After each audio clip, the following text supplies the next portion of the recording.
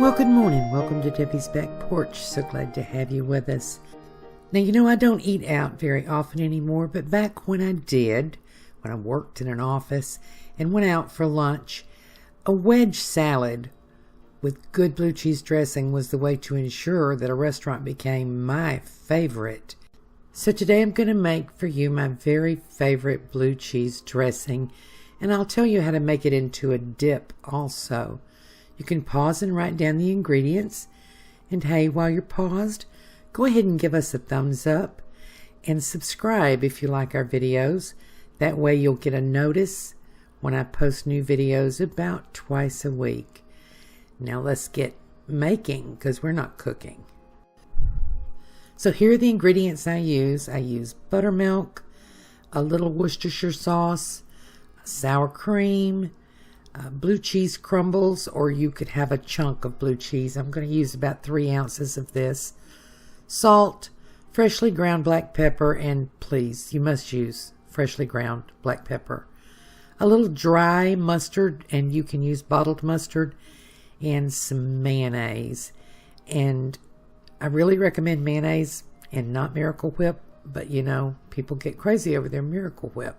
So use what you got. I'm starting with 2 ounces of buttermilk, and if you don't have buttermilk, use 2 ounces of heavy cream and a half teaspoonful of lemon juice. It'll work out just the same. Then I'm going to add the dry mustard. You can use a little squirt of prepared mustard if that's what you've got. Let me tell you about the buttermilk now. If you want to make a dip, use just 1 ounce of the buttermilk. This is 2 ounces. So, and it'll be fairly thick, but if you're making a dip, you may want it a little bit thicker. Then I'm going to add a 1/4 teaspoonful of Worcestershire sauce. And not everybody adds that, but it does give it just a little body. So I like to use it. And you know, there are a dozen recipes at least. This is 1/3 of a cup of mayo. Dozens of recipes for blue cheese dressing. And if you have one you like, just keep on using it, of course. But this is one that I inquired in a restaurant because I knew it was really good and I wanted to make it just like that. This is 1/3 cup of sour cream. You can use creme fraiche. You could even use strained Greek yogurt.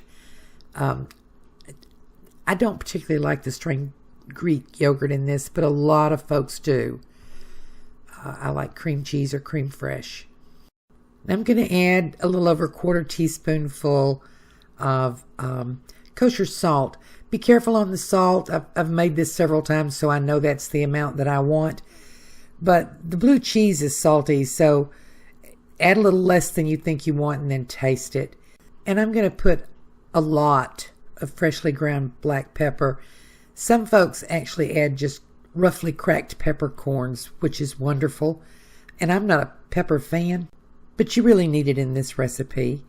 Now I have 4 ounces of blue cheese crumbles, or you could grate up some fresh blue cheese, whichever way you want to do it. I'm going to put about 2 ounces in now. I'm going to save about 1 ounce for later, and I'll have 1 ounce left over. If you want to put it all in there, go ahead. That's pretty strong blue cheese, but you know, I'm not sure you can have too much. It's like bacon. It won't be wasted. Now I'm going to just blend this up and blend it for, I don't know, 30, 40 seconds, something like that, just until all of the ingredients are brought together. This won't get rid of all the lumps, but it'll get rid of most of the lumps of blue cheese. That's why I left some out to add later. And I'll show you the consistency. It looks kind of thin now, but once it goes in the fridge, it will firm up. And this is going to be a really thick, rich dressing after it's refrigerated. See, there's still a couple of little lumps of blue cheese in there. And we're going to add even more. Now we're going to give it a little taste for salt. And I know I won't need any, but you might.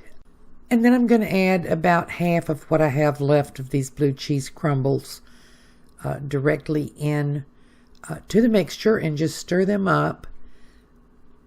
This really makes a big difference, adding this little bit later. And what's left, you can sprinkle directly on your salad just as a garnish. But adding the chunks of blue cheese really makes this a special dressing to me.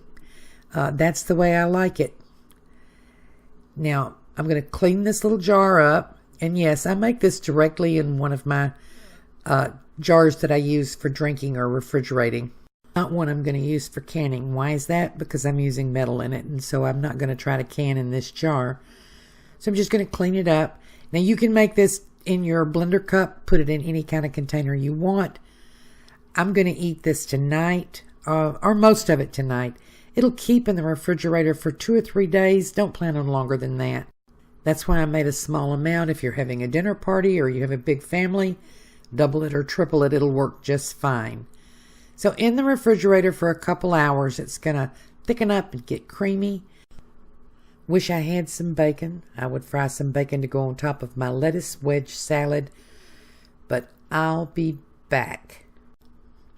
Here's my salad. Do wish I had some bacon.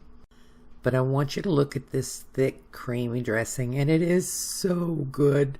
It is my favorite blue cheese dressing. And blue cheese dressing is low carb, so I can eat a lot of it. You noticed I put no sugar in my recipe, and some folks do, but you just really don't need it. The flavor of this is big and bold and creamy, and it needs nothing else. You may have noticed I've started taking my pictures on the stove top because that's the best light in my dark kitchen. I'm going to dig in. I'm going to enjoy. Thank you for joining us on Debbie's Back Porch. Hope to see you again tomorrow, and hope you really enjoy my blue cheese dressing recipe.